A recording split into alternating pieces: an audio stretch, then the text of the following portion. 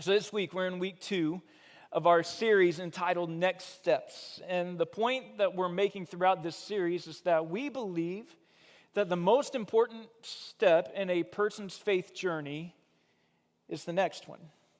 For some of you, that might be like a first step, taking that very first step. For others of you, it might feel more like a 500th step, or maybe a 5,000th step. Or maybe still for others of you, it's taking a single step, but just back in the right direction. But one thing that we know, that I think we all would agree on this, is that just having good intentions and just knowing what the right thing to do is doesn't really accomplish much of anything. You have to be willing to take the next step. And so last week, we kicked off this series where we're really just going through the values that we have as a church. Over the past year and a half or so, we've had all kinds of conversations with different leadership groups in the church to try and just take a good, clear look at who are we as a church, to gain a picture of who we are, not just who we want to be, but ask the question, who are we really, and what do we really value as a church? And one of the main things that we learned over the course of this time is that what we've said we've valued for many years around here is really what we value. But with that said, we feel like it's time to take another step, to take a step further and to put some new language towards our values. We want to use language that is just naturally a part of who we are as a church in our church culture, because we don't want our values just to be words that are written on a wall. We don't want them just to be words that are on a web page someplace. We want them to be words that we know and words that we internalize so that we know who we are as a church and what we value as a church. And so that's what we're unveiling over the course of this series. And last week, we kicked off the series by kind of just looking at this umbrella value that we have, this value that every other value will fall beneath. And it's simply this: we abide in Jesus. We abide in Jesus, and we live from the overflow of our connection with Him. This is the overreaching value that we hold as a church, because we believe that our connection to Jesus literally will change everything about our lives. That it'll change the way we think, it'll change the way we talk, it'll change the way we live, change the way that we act, it'll change the way that we love and we serve our spouse and our kids and our family. It'll change the way that we view and we love our neighbors and our co-workers. We believe that Jesus will change our priorities from the inside out, that it'll change the way we view work, our passions, our possessions, our dreams, our goals, our desires, that every part of our lives will be different because they're being transformed through our connection to Jesus. And so today we're going to look at our second value, the next value that we have, and here's what it is. We practice authentic community.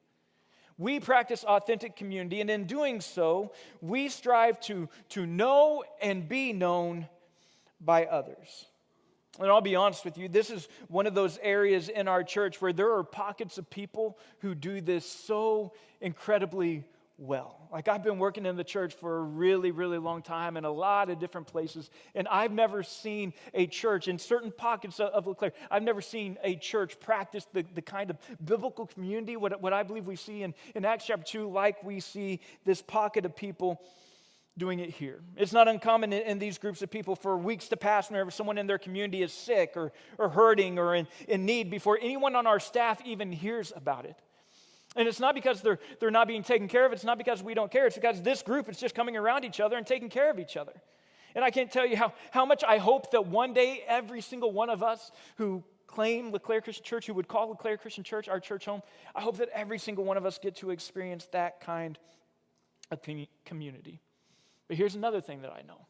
While there's a pocket that experiences that, there's a much larger group of us who don't, who seem to be lacking this authentic community. And I'm telling you, man, a church can be known for all kinds of things, all kinds of good things. A church can be known for having good music, right? They can be known for having good teaching. They can be known for being welcoming. They can be known for having great kids ministries or student ministries or even college-age ministries. But if a church is not known for it, or if a church does not have authentic community, that church will never be the church that Jesus desires for them to be. And that community, it can be found in all kinds of different places, whether that be through LeClaire or an authentic Jesus-minded community that you have somewhere else in your life. But we genuinely want to provide opportunities for that community here for anybody who needs it. And it can be found in all kinds of different ways. It can be found through serving. Like I said, we have VBS coming up. This is a great opportunity, a great first step that you can take. It can be found through different ministries that we have. We talked about men's ministry events and women's ministry events that are coming up. We have classes all throughout the year. We have a class at 9:15, another one at 10:45. These can be great places. Our summer sessions can be a great place to develop this kind of community. We have life groups, and we have Rooted, and then I'll talk about this here in a little bit, but we're kind of launching something new called micro groups, and serving and being involved in these different ministries and classes. I believe that all of those are a great first step to know and be known by others. But I also believe that if you stop there, you'll still be missing something. There's little in the church that breaks my heart more than whenever I hear from someone who's a part of our body and they are going through a hard time and you know they're dealing with something and then I end up hearing from them that like nobody reached out to me and it feels like nobody cares. And I hear those words and it's just like a dagger to my heart because I so desperately want us to care for one another. I desperately want us to all experience this kind of community. And I hope that this authentic community can be developed through serving on teams together, and I think it can, and I hope that it can be developed through men's and women's ministry and different classes, and I think it can, but I know that kind of community can be developed through different types of groups that we have, especially through these new micro groups, because the smaller the group, the better you'll be known, promise. And the better you are known, the better you will be cared for, and the better you will be able to care for others. And so if you're here, and maybe you would say, yeah, it just feels like that something's missing in my relationship with Jesus maybe, or it feels like something's missing in my relationship with the church. My very first assumption, and I could be wrong here, but my very first assumption would be that you are missing the authentic community that you were created to enjoy. And so my first question for you would be, are you serving? Are you involved in classes? Are you involved in any kind of groups? Are you taking the next step in getting connected to community? I know that this is hard, and I know that some of you are like, okay, can we just get through this sermon and be done? Because I don't want to do any of this, but I think it's something that we really need to talk about. I know that this takes time. I know that it takes effort. But I also know if we're going to continually take our next steps in our faith journeys, that we can't walk that walk alone. So hear me, our goal for you is so much more than Sunday mornings, but it's for you to truly know and be known by others, and here's why. In Genesis chapter 2, the author, he kind of gives us this peek behind the curtain of the sixth day of creation. If you remember, on day 6 of creation, God created different kinds of creatures to live on the earth, the livestock and the wild animals and everything that moves along the ground, and it says that he made each according to its own kind. But then on day 6, God does something unique. Instead of simply speaking humans into existence like he did with the animals, he said this: let us, plural, make man in our, plural, own image. Because humans were created to reflect God's image. We were created to think and to relate and to create and to represent him in the world. So he made both male and female and gave them a special role to rule over the earth and to take care of it. And so that's what we read at the end of Genesis chapter 1. But then in Genesis chapter 2, we read about what was going through God's mind as he created man. Here's what we read in Genesis chapter 2, verse 18. It says, "The Lord God said, 'It is not good for man to be alone. So I will make a helper suitable for him.'" John Ortberg, he talks about this and the idea that what's so amazing about what's happening here whenever the Lord is saying this is that in Genesis chapter 2, this is big. In Genesis chapter 2, Genesis chapter 3 hasn't happened yet, right? 2, 3. So Genesis chapter 2, in Genesis chapter 3 is whenever we see sin come into the picture. That's whenever the fruit is eaten. That's whenever the fall of man takes place. And so Genesis chapter 2, there is no sin. Everything is living in perfect harmony, exactly how God created it to be. So there's nothing broken between God and man. Humanity is living in perfect harmony with God. Every conversation is full of life and joy and connection. Man is walking with God in the garden, completely known and completely loved by his Creator. It was literally perfect in Genesis chapter 2. And yet God, He looks at man and says he's alone. And that's not good. And I don't know about you, but to me, like I see this, knowing that the perfect relationship between God and man was right there. And God's saying he's alone and that's not good. And to me, it's like, what? I mean, God, he has the most perfect relationship that anybody could ever hope to have with you.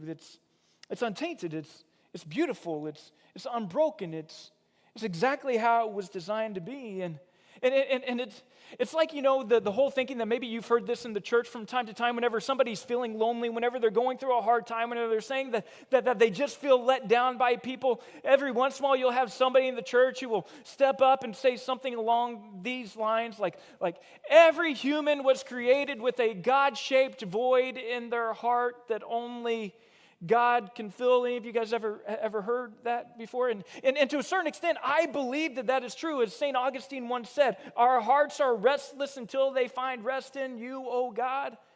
But Genesis chapter 2, it shows us something else too. It shows us that there's also this human-shaped hole in us that even God chooses not to fill.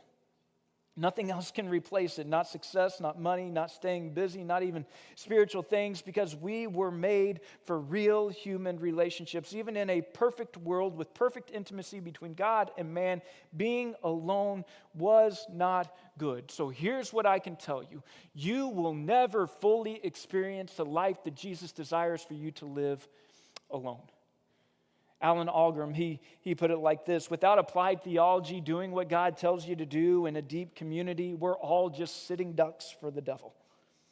The truth is that you need others, and others need you. The truth is that there will come a day when you will need a Jesus-minded community to have your back, and if that does not already exist when that day comes, from my experience, you will probably resist it when it does. The truth is that community makes us stronger. We are stronger when we take care of each other, when we provide for each other, when we are responsible for each other, when we are real with one another, when we know and are known by others. And to illustrate this, I want us to look at something that Solomon says in the book of Ecclesiastes. But before we get there, just a little refresher. Solomon was King David's son. And King David was known as Israel's greatest king. And Solomon would ultimately be known as the wisest man to ever live. And so in 1 Kings chapter 3, Solomon is getting ready to take over the throne from his father David. And so God comes to Solomon and he says, I'm giving you one request. Ask for whatever you want and it will be given to you. And Solomon, he doesn't hesitate, but he doesn't ask for power. He doesn't ask for wealth. He doesn't ask for fame. He doesn't ask for his enemies to be destroyed. And instead, he immediately asks for wisdom and discernment. He knows that he's young. He knows that his dad left some pretty big shoes that needed to be filled.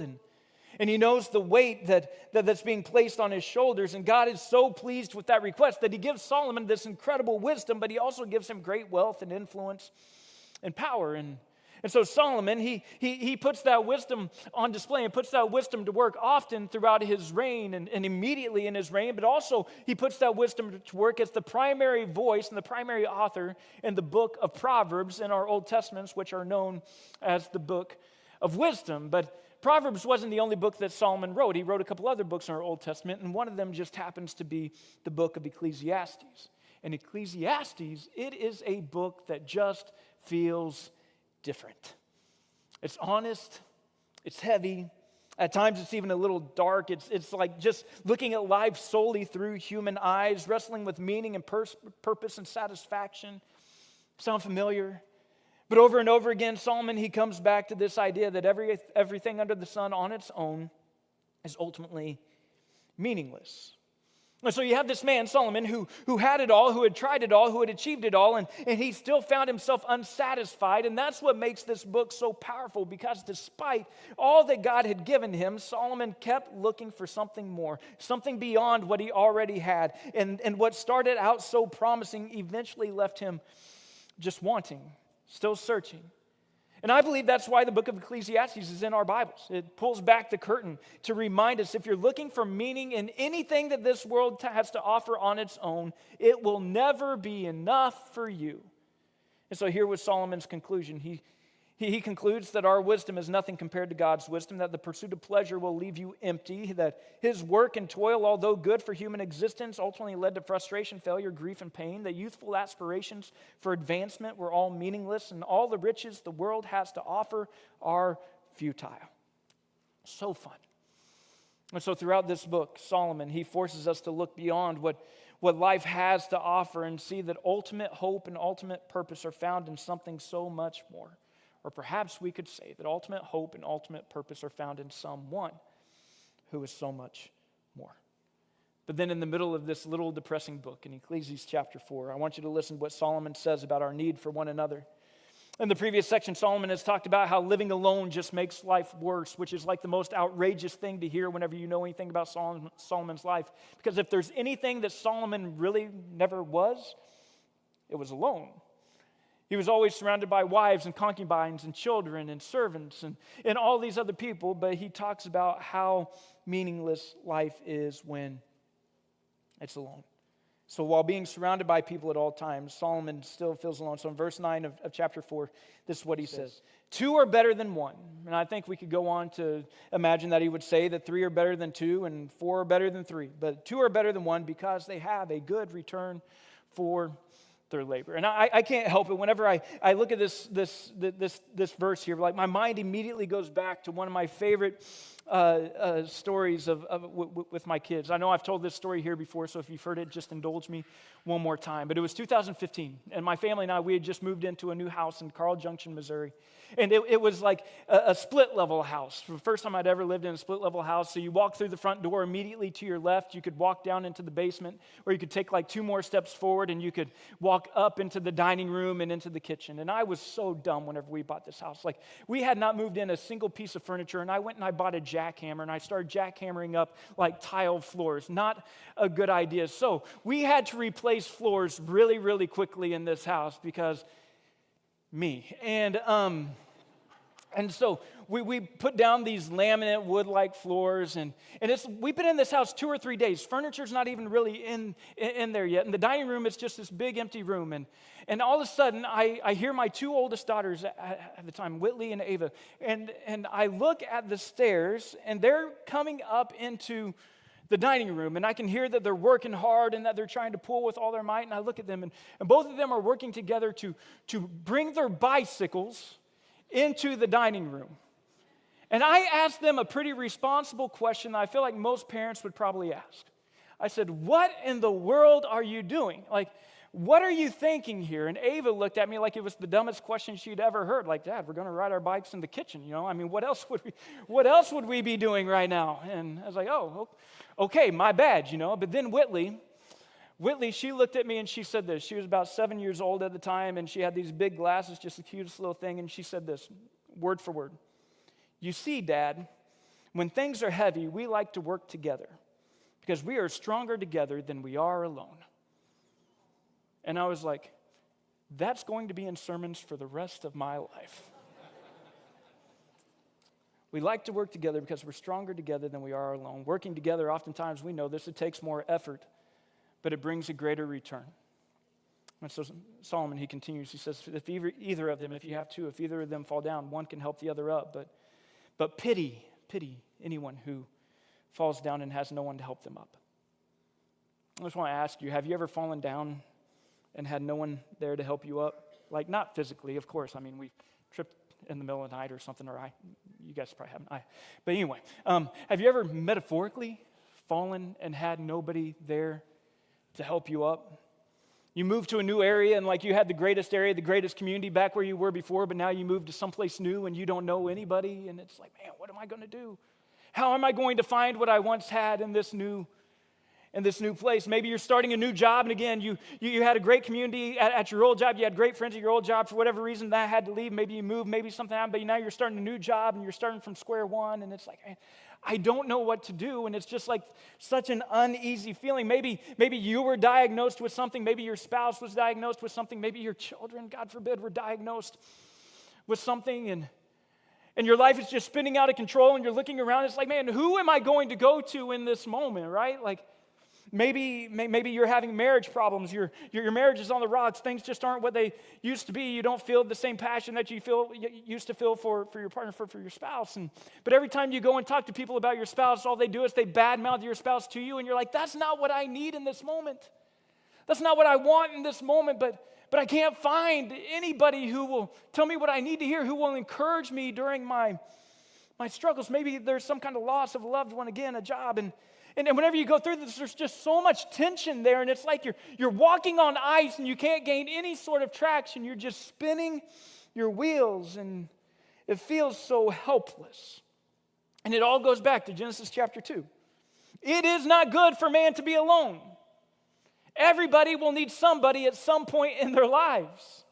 It is a promise from Jesus. You will not make it through this life unscathed. So Solomon continues in verse 11, also if two lie down together, they will keep warm. There's comfort in community, but how can one keep warm alone? Though one may be overpowered, two can defend themselves. A cord of three strands is not quickly broken. There is something so powerful about our relationships that are intentionally being wound together in Jesus. And I'm telling you, church, as much as I would love to stand up here and just tell you, like in my own ego and in my own pride, as much as I would love to stand up here and say, all you need in your relationship with Jesus is what we give you on a Sunday morning. That is so far from being true. The reality is that you will never live the life that Jesus desires for you to live if you try to live it alone.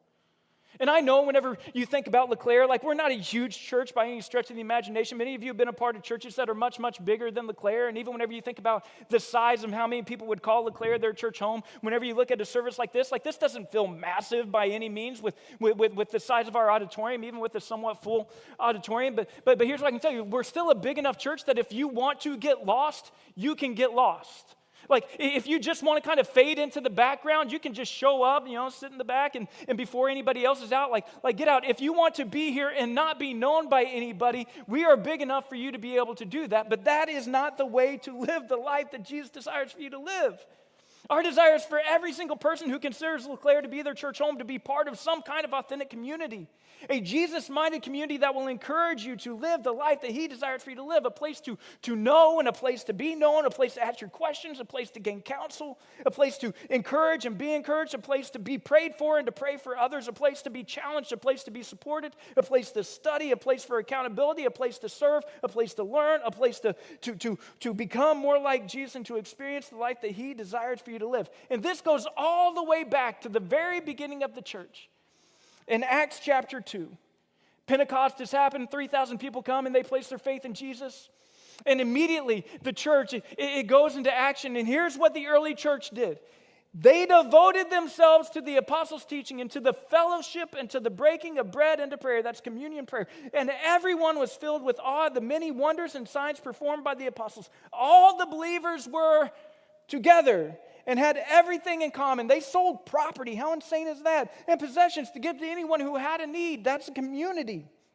And every day they continued to meet together in the temple courts. They broke bread in their homes and ate together with glad and sincere hearts, praising God and enjoying the favor of all the people. And the Lord added to their number daily those who were being saved. So you see this need for community in the story of creation in Genesis chapter 2. And you see the need for community in the creation of the church in Acts chapter 2. And I'm just here to tell you today, church, I don't think that's an accident. I don't think that was just like some happenstance, that a coincidence or anything like that. I think that's the design. I don't think that's an accident whenever you look at the life and ministry of Jesus, that you see the same kind of movement. He had thousands of people who followed him on some level. Paul tells us that there was a committed group of like 500 who Jesus appeared to after his resurrection. You have the 120 who were like this nucleus of a group of believers. You had 72 who were dedicated to the mission, who were sent out to preach. You had the 12 who were the apostles. You had the 3 who were Peter, James, and John. And then you even had John, who was like the one lone disciple who never abandoned or betrayed Jesus and who ended up writing the book of Revelation in the very end. You cannot look at the story of Scripture and walk away thinking that you're meant to do this alone. Can't do it. And like I said earlier, I know you can find this Jesus-minded community in any number of places, in your friend groups, in your neighborhoods, maybe at work with lunch groups, or even the families on your kids' sports teams. But if that is not naturally a part of your life or your rhythm, we want to provide it for you, because we believe for you to continue to take your next steps in your relationship with Jesus, you can't do it alone. And the church is a great place to find a Jesus-minded community. But it's not just going to happen. You're going to have to be intentional about it. At LeClaire, the best ways for you to get involved in a Jesus-minded community, and this is so big, the best ways for you to get involved in a Jesus-minded community are to just simply get involved. Like, that's it. Just start doing something. Start serving. Maybe if you aren't serving anywhere, start serving somewhere. It could be VBS, which is coming up here in a couple weeks. Again, that's a great opportunity for you to be able to develop a lot of relationships, to get to know people, to be able to serve for 1 week and develop those relationships. Maybe it's kids ministry. Again, as a church, we always need help in kids ministry, as almost every church does. We always need help in kids ministry. And here's what I can promise you. If you go and serve in kids ministry, you will always serve with somebody else. And whenever you serve with somebody else, you develop a relationship with somebody else. You can serve on our security team. We have student ministry. We have First Impressions, tech, worship. A few weeks ago, James, he had a worship team gathering out at his house, and just seeing the community that was in this team that leads you all in worship on a weekly basis was just like one of the coolest things to be able to experience. But what I can tell you is that over the past calendar year, only 41% of adults here at LeClaire have volunteered in any capacity. So, get involved. Sign up. Do something. You have a Connect card right in front of you that you can write your name down and write your address and your phone number and just say, I want to get plugged in serving, and we will have somebody reach out to you and we'll help you figure that out. You can go to our website, leclairecc.com, and click on the Connect tab, and then there's another tab with Serve that will have all the service opportunities right there. Go do it. Go do something. It's a good first step. You will develop a community there, and you will bless others, and you will make a difference in the lives of other people in the way that they experience our church, and it is a beautiful, beautiful thing. Or you can get involved in a class or a group, and again, this is another great place to find a Jesus-minded community. We have Sunday school options at 9:15 and 10:45. We have our summer sessions right now. We have life groups, these groups of people who meet together and study together and serve together and pray together and just do life together. We have Rooted, which is the perfect on-ramp if you're taking that next step in your relationship with Jesus. It's the perfect first step for you finding a Jesus-minded community. And now we have these new micro groups that we're launching. And these are groups of like 3 to 5 people, all of the same gender, who regularly meet together and who will really hold each other accountable and challenge each other to live the life that Jesus desires for them to live. And over the past calendar year, we've had right around 48% of our adults involved in some sort of groups or classes. And maybe you hear that and you're like, oh, that's not too bad. That's better than, the serving piece. And yeah, that's true. But out of that 48%, over 70 of those are just students who are involved in our college-age ministry. And so the number is actually a little bit lower. So if you do not have a Jesus-minded community, please let us help you find one. Again, you can sign up on the Connect card and say, I want to be in a group. I want to sign up. I want to be ready for Rooted. I want to be a part of a micro group. Sign up and drop it in the black box. Go to our website and sign up, or wait till August 16th. We have our fall discipleship kickoff, and all kinds of sign-ups will be available there. And the reason this means so much to me is because I've seen the impact that community has on people in their relationship with Jesus and their relationship with the church, going in both directions. I'm looking out right now, and I'm seeing some faces, and your stories are right on my mind right now. As some of you who you got involved in community, and your life has completely changed. Your life is completely changed. Your family is different because you got involved in community. And it is a beautiful, beautiful thing to see, a beautiful thing to be able to experience. But then my mind also goes to all the people who just were never willing to take that next step, who were never willing to actually get involved in something. And slowly, they're a little less consistent. And then they just slowly begin to fade away. Sunday morning wasn't enough to keep you connected forever. And that's because that's not how we were designed to experience Jesus. And I understand why people, would say, I can't proceed, I can't do this. You have people will say, well, because of time, like I don't have the time to. You have past hurts. My wife was talking to her sister the other day, and she was talking about how betrayed she felt through a small group at one point, and so she doesn't know if she wants to do it again. I get it. I know that that's true, but I also don't think that that's a reason not to give it another go. You're afraid that you're going to be judged, but you cannot live the life that Jesus desires for you to live alone. And there will come a day when you will need a Jesus-minded community to have your back. And if they do not already exist, you will likely resist them when that day comes. You will need somebody. But just as importantly, someday somebody's going to need you. Because it's just as my daughter said, when things are heavy, we like to work together because we are stronger together than we are alone. Will you pray with me? Father in heaven, thank you. Thank you for the way that you just introduced community, and thank you for the way that you designed the church to work, and thank you for this church and these people. And Father, I pray that we will not just hear these words and maybe be convicted and be like, I just need to get out of this place, and then it will go away. But may we respond to what it is that we feel like you're leading us to do in this moment. May we take that step to connect with each other. May we take that step to connect with the church, to make a difference in this place here and to make a difference in the lives of the people who are around us. Jesus, I know that it's not easy. I know that it is a commitment and it can be a challenge, but Jesus, I also know that it is so worth it. And I also know it's the way that you design things to be. So help us to be faithful in taking this next step today. In your name we pray. Amen.